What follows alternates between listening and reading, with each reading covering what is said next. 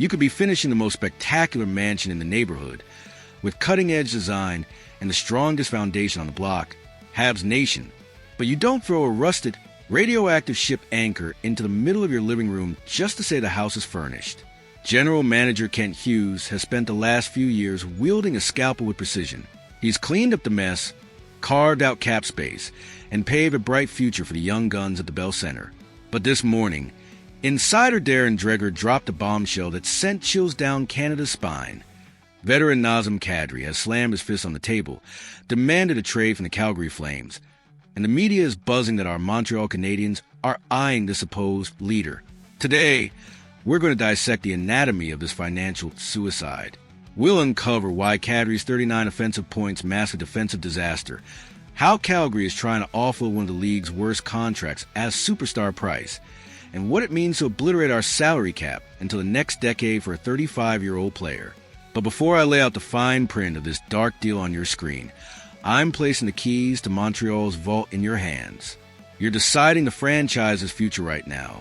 Would you be willing to take on a $7 million check for the next 3 years for a player nearing the end of his career, just to have a veteran voice holding the kids accountable in the locker room? Or do you think trading for Kadri is signing a death certificate for our rebuild's tactical direction? Think with a calculator in hand, because leadership is earned, not rented for $7 million. Let's take a hard look at the statistical crime scene. The defenders of this trade are shouting from the rooftops.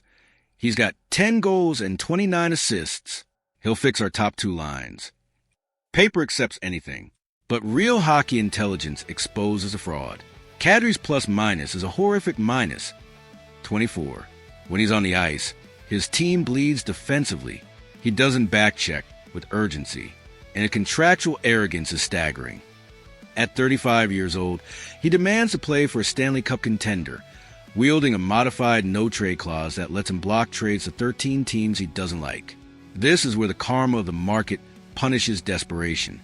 Years ago, the Calgary Flames panicked after losing Johnny Gaudreau and Matthew Tkachuk. To appease a furious fan base, they signed this insane blank check for Kadri. The ultimate punishment for acting with emotion over logic is today's bankruptcy. The Flames are mired in mediocrity, and the veteran leader they paid a fortune for is the first to jump off the sinking ship. If Kent Hughes falls for this nonsense and brings that baggage to Montreal, the swift justice of the league will punish the Canadiens with a slow cap death. By the time our young core hits their prime and needs big extensions, we'll be broke. $7 million tied up in a nearly 39-year-old who can't skate 2 full periods without fading. Let's break down why Kadri even seems tempting on the surface. Those 39 points aren't nothing. He's still got hands, still got vision, and can still quarterback a power play or win a key face-off when motivated. He's a Stanley Cup champion with Colorado in 2022, and his snarl, his ability to get under opponents' skin, could add an edge to a Canadiens team that sometimes looks too polite in tight games. Slot him as a second-line center behind Nick Suzuki, and on paper, you got a 1-2 punch down the middle that could match up with most Eastern Conference contenders.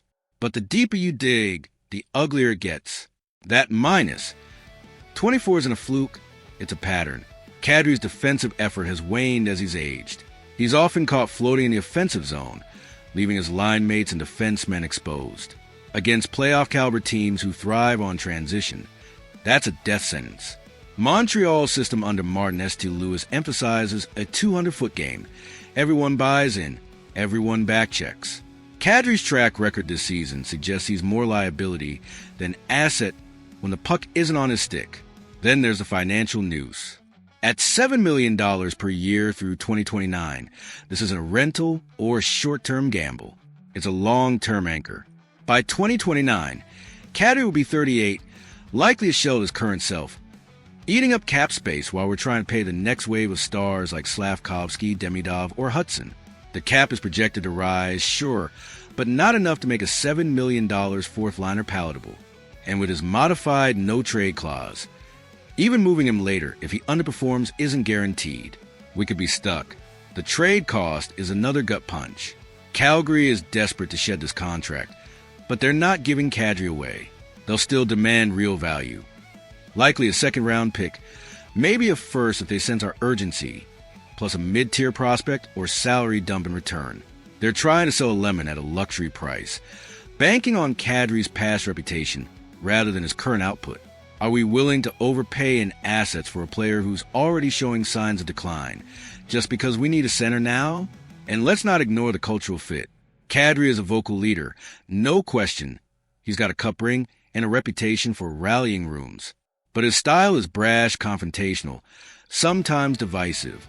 Montreal's young core is still finding its identity under Suzuki's quiet, lead-by-example captaincy. Does Kadri elevate that, or does he disrupt it with a personality that might not mesh with St. Louis' vision of team-first hockey? If he's not producing at an elite level, his leadership could turn into a distraction. This is the brutal crossroads Hughes faces. On one side, a player with undeniable offensive talent and postseason experience, potentially available at a moment when our center depth is a glaring weakness. On the other, a declining, overpriced veteran whose defensive lapses and cap hit could strangle our future just as the rebuild starts bearing fruit. It's not just a trade. It's a statement of whether we're desperate enough to sacrifice long-term vision for a short-term fix. So I'm heating up the negotiation table and tossing this trap right into your hands. Approve or veto the plan, given that our absolute priority is protecting cap space. Do you hit the green button, ignore the warning signs, and force the Kadri acquisition, betting his experience can push us over the hump now? Or do you block Calgary's number, send a league-wide message that Montreal isn't a retirement home for washed-up superstars, and stick to the rebuild's blueprint? Lay it all out in the comments. Don't hold back. Argue why you'd take the risk or why you'd slam the door shut. The Bell Center isn't a dumping ground for toxic contracts, and the fan base demands clarity. And don't you dare blink. While we're bolting the doors on Kadri, a brutal, merciless nuclear crisis just erupted in the offices of the New York Knicks in the NBA overnight. President Leon Rose has dropped a shocking ultimatum on the negotiation table for their biggest frontcourt superstar after a renewal conflict. The identity of this beast who could be out on the street? I'll blow that wide open in the next video. Stay locked in.